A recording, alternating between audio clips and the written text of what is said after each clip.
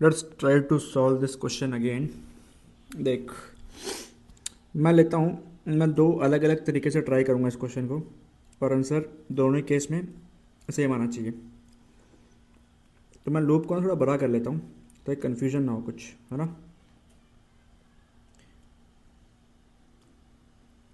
Fine. सो मैं लेता हूँ पहले लूप वन। तो लूप वन में this is the direction, loop one में अब करंट जा रहा है, दिस इज आई वन, यहाँ पर भी आई वन।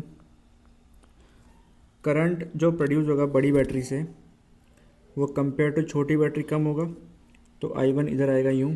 तो this is I one minus I to.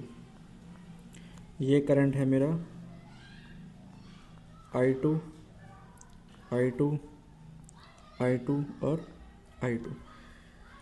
अब इसमें दिक्कत क्या है कि लूप में क्लॉकवाइज लिया कि एंटी क्लॉकवाइज। तो मैंने ऊपर एंटी क्लॉकवाइज लिया है, तो नीचे मैं क्लॉकवाइज भी ले सकता हूँ और एंटी क्लॉकवाइज भी, उससे कोई फ़र्क नहीं पड़ता। उसमें फ़र्क क्या पड़ेगा वो मैं दोनों तरीके से बताऊँगा ना सॉल्व करके, तब समझ में आएगा। देख, यहाँ पे मैं लेता हूँ let's say anticlockwise loop two. तो लूप वन के लिए इक्वेशन क्या बनेगी, मैं प्लस से जा रहा हूँ माइनस की तरफ, प्लस से माइनस की तरफ, तो माइनस 80 वोल्ट। फिर मैं आ रहा हूँ यहाँ पर इस साइड। तो जो लूप की डायरेक्शन है और जो करंट की डायरेक्शन है वो अपोजिट है, तो प्लस होगा, प्लस, क्योंकि पोटेंशियल ड्रॉप क्या होता है जब लूप की डायरेक्शन करंट की डायरेक्शन से सेम होती है, लेकिन यहाँ पे अपोजिट है। तो लिखूँगा plus I one minus I two into 40। और यहाँ पर लूप यूँ जाएगा, तो अगेन प्लस, लूप की डायरेक्शन अपोजिट टू करंट की direction, so plus 20 into I one is equals to 0। इसको पहले सॉल्व करते हैं क्या आ रहा है। तो minus 80 plus 40 I one minus 40 I two plus 20 I one is equals to 0।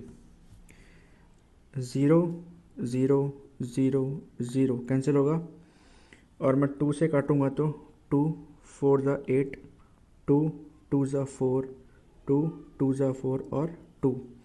तो मुझे मिलेगा -4 plus 2 I one minus 2 I two plus I one is equals to 0। तो -4 2 I one plus 3 I one minus 2 I two is equals to 0। तो equation बनेगी equation बनेगी 4 is equals to 3 I one minus 2 I two. This is equation number 1। अब मैं करूँगा same cheese loop to के लिए, तो मैं इसको कॉपी पेस्ट कर लेता हूँ ताकि कोई प्रॉब्लम ना आए।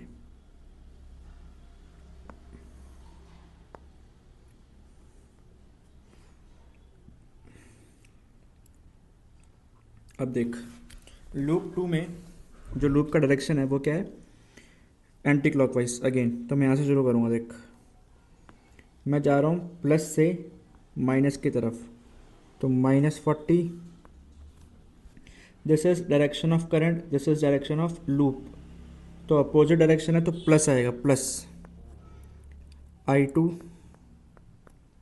इंटू 10। लूप की डायरेक्शन करंट की डायरेक्शन सेम, तो minus I one minus I two into 40 is equals to 0।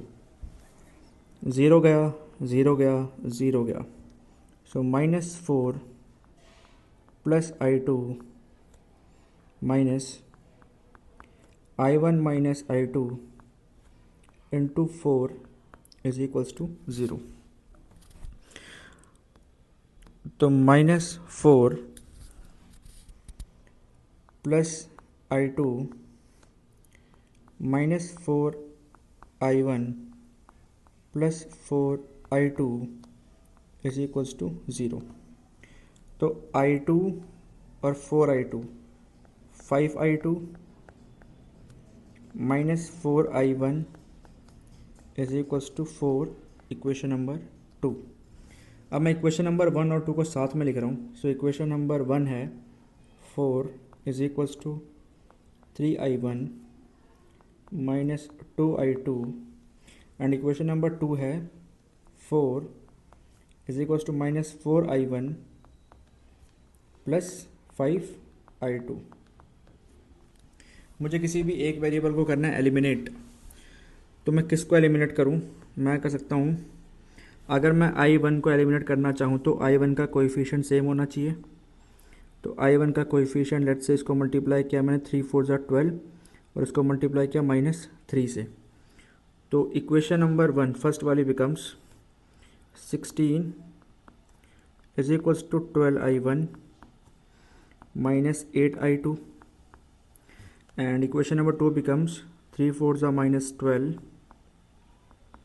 ये वाली equation becomes -3 into -4 plus 12, so this is 12I1 and -3 तो -15I2।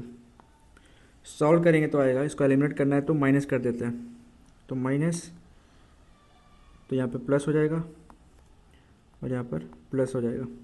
तो 16 plus 12 is 28 and -8 plus 15 is 7I2। So I2 becomes 4 amperes। If I substitute the value of I2 इस equation में, अगर मैं इस equation में I2 की वैल्यू सब्स्टिट्यूट करूँ तो 4 is equals to 3I1 minus 2 into I2 is 4, तो 4 is equals to 3I1 minus 8, this is 12 is equals to 3I1, so I1 becomes 4, I1 becomes 4 ampere। I1 और I2 की value same है, it means what?